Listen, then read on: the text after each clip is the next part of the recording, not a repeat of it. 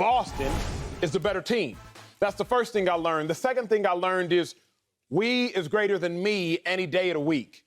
And I think it's about time we all realize this, big dog. It's like Boston was a we. 4 players, 20-plus points. Boston played as a unit, played as a collective, played as a team. Ooh.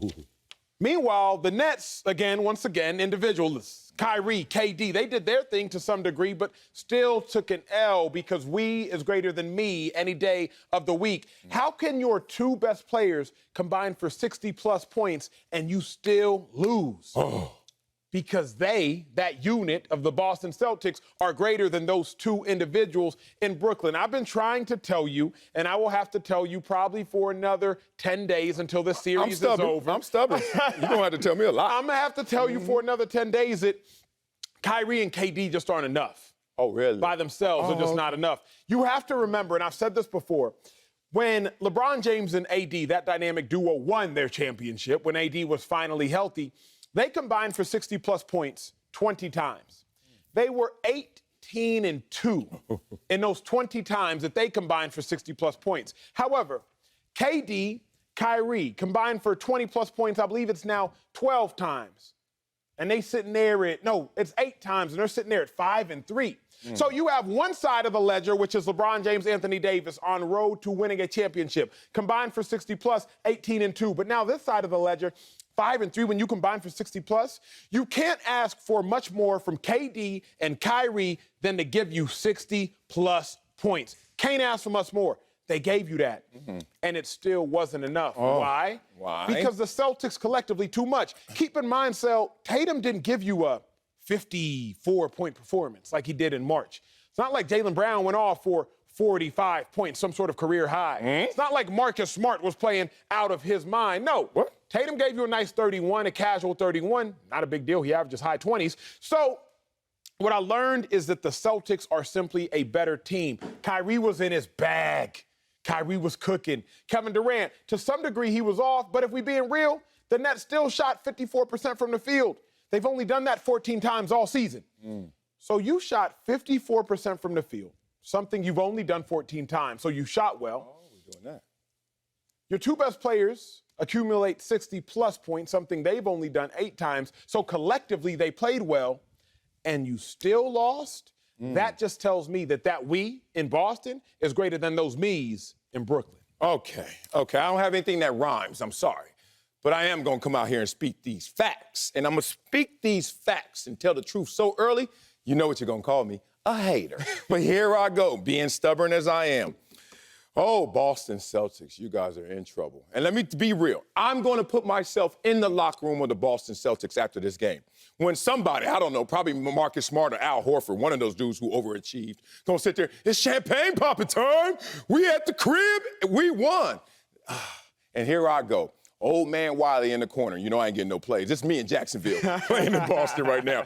Trying to just impart my wisdom on this team and say this. Hey, y'all, peep gang. We have 4 dudes over 20 points in this game. Smart, Horford, Tatum, and Brown, obviously. All y'all play better than y'all normally play. Respect. Even you, Jayson Tatum, because you're a 2-way player that we had to expend a lot of energy defensively, primarily on Kevin Durant, and did a tremendous job against Kevin Durant. Good luck hoping that Kevin Durant goes 9 for 24 again going forward. But forget all that, dog. We won the game. Wait a minute. How did we win the game? 4 guys overachieving based on their season averages. We got an Al Horford who scored 20 points. You know that Al Horford only scored 20 points or more 4 times this entire season? So, Al, calm down. Marcus Smart, you hit more than 4 3-pointers only 4 times this season. You calm down. We're not going to expect this same level of performance from all 4 of you guys every game of this series. And all that added up, as you said, Voltron, fully activated. We is better than me. They went out there full throttle as a we, as a collective fist, and won a buzzer beater and layup spinning. Oh, we finally won. Yay. That damn close when Kevin Durant is not Kevin Durant.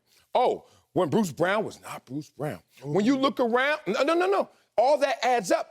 If we lose Brooklyn, I say, a road game in Boston, that hostile environment when everyone was playing lights out and we lose on a buzzer beater, do you know where our mindset is? You know what our psyche is thinking? Oh, we're going to run these dudes down in this marathon of a series. So it doesn't matter what their mindset is, what they psyche's thinking, because they down 0-1. That's real. So that's what their mindset should be, and that's what their psyche should be. I'm with you. When I look at it, the other thing we cannot ignore, and I said this on Thursday's show, Sil, I think you remember, I said that KD and Kyrie and the Nets defensively are going to undermine everything they do well offensively. I heard that. We is greater than me. That sounds great as a phrase, but it really played out in the game. 13 seconds left. 3 Boston players touched the ball. Their all-star, their first-team All-NBA defensive player, and their perennial all-star. Coming down the court, Jaylen Brown like, yo, I want to take the shot. I'm going to end the game. He takes it. Now he got about 5 seconds left. He kicks it to Smart. Smart typically, I want to take the shot. I'm going to end the game, but we is greater than me. Splits double team. Kevin Durant, your boy, lets his man Jayson Tatum just cut streaking to the basket. We greater than me. Jayson Tatum, poetry in motion in its finest form. Ooh, that was lucky. So when I say we is greater than me, that's what I mean. 3 players, 5 seconds left, all touch the rock. They end up with a bucket. I like you it. know as good as I. Okay. If the Nets have that ball in that situation, is Kyrie and he cooking? Is KD and he cooking? Now, Kyrie cooking and KD cooking still might get a bucket. Let's be real. Yeah. But what I know is, and what we've learned by watching the Spurs over the last 20 years, we was always going to be greater than me. LeBron, D-Wade, Chris Bosh are more talented than Tony Parker, Manu Ginobili, and aging Tim Duncan and a baby Kawhi combined. Baby Kawhi. And the Spurs still found ways to dub them boys up because we is always greater than me. I remember Eric Spoelstra, coach for the Miami Heat, coming and talking to us when I was in Philly for the Eagles. Eric Spoelstra, Chip Kelly, I believe they were close. And we broke down a play. They just came in and showed us plays of the Spurs and made us count out loud in team meetings. I'm sure y'all had to do Hold on, this corny is or happening? not corny stuff. You when I was in Philly. And y'all breaking down the Spurs? Chip Kelly made us count out loud how many passes the Spurs had before the Spurs scored. How many games y'all win? All this breaking down the NBA? We did win 10. We did win 10 this first year. Excuse me. Went to the playoffs. And then lost. Passing. Quickly. But I remember vividly them coming in and we watching the Spurs and having to count it loud as a team how many passes they made before a shot. Okay. Then we went and we watched the Heat and we counted out loud as a team how many passes they made before a shot. The Spurs, one time, it was wild. Clearly, it was hyperbole to make a point, probably their most exaggerated possession. Like 17 passes before they finally got a wide-open layup. We watched the Heat possession afterward, and there were 3 passes. It was Wade to Chalmers, Chalmers to Bron, and Bron was going to cook. Same result, though, Coach. Same result. So when I look at it, I learned, Big Dog, that the Celtics, at the end of the day, their collective unit is just going to be greater than those individuals. Even if you want to go back to that March game when the Celtics also beat the Nets, Horford and Brown and Smart didn't play as well. Okay. But the Celtics' whole starting lineup was still in double figures. Meanwhile, the Nets only had 3 players in their starting lineup in the double figures. So even when both tides rise, the Celtics' tide will still rise higher. Nah, I can't give you that, man. Before I even tell you why, because you're not going to believe it because it's coming from me, you think I'm biased, I'm going to let the Boston Celtics tell you why. Replay that play where you show the breakdown and the passing and the we versus me. I want you, it's coming. I want you to just watch 2 things. One, I want you to watch the tax that they're paying on this play. Look how close all these are. Look at the tax that they're paying. That's not a problem. The greater problem is once they finish this play and get the optimal result, I want you to just measure the level of euphoria from a game 1 win when you're supposed to be the team at home favored, I would expect, at least in your mindset. Do you see that? That's not typical celebration. That's the celebration of joy because we just did something we didn't think we could do, which is win this game and, more importantly, put ourselves in position to win this series. Deep down, they know the real. That they're going against KD and Kyrie, and last night they only went against Kyrie. KD was not KD trying to figure out the defensive schemes they were thrown at him, and I got to give him credit for most of the game.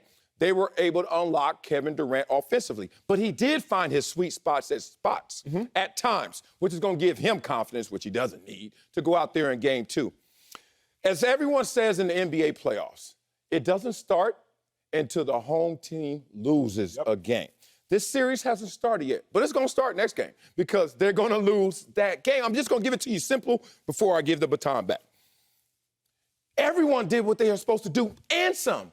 And what did it take for us to win? You would think that's 10-point win, 15-point win. No. Buzzer beater, nail biting win. When Kevin Durant is off, when Bruce Brown is off, when Steph Curry is off, when you look around at that team, they're off, we're on, and we win by this, that's the problem. Here's why I disagree. And not only I disagree, I think some things are just blatantly wrong about. Seth Curry gave you 9 points in the first quarter. Now, 9 points alone in the first quarter. Now, he didn't hit another shot after that. He did not hit another shot after that. Okay. But he gave you 9 in the first quarter. Thank you. The reason I cannot claim all these Nets as being off is they shot 54% from the field. Yeah, they shot them better than the Celtics. That's the point. So I can't They're going to shoot even better than better. Sure. But I can't say that the Nets were off because the Nets shot better than the Celtics. And if we're being honest about everything, Kyrie Irving played lights out too. Like, Kyrie Irving didn't have a bad game. No. Kenny the Jet said in a post game on TNT, Kenny the Jet went out there and said, the Nets played as good as they can play. Kyrie and Shaq and Chuck was like, heck no, no, they didn't. Chill, no, they didn't. Jet, chill. But I heard what Jet was trying to say. Okay. He said, collectively, this is as good as the Nets are going to play because KD and Kyrie, at best, are going to give you 60 to 70.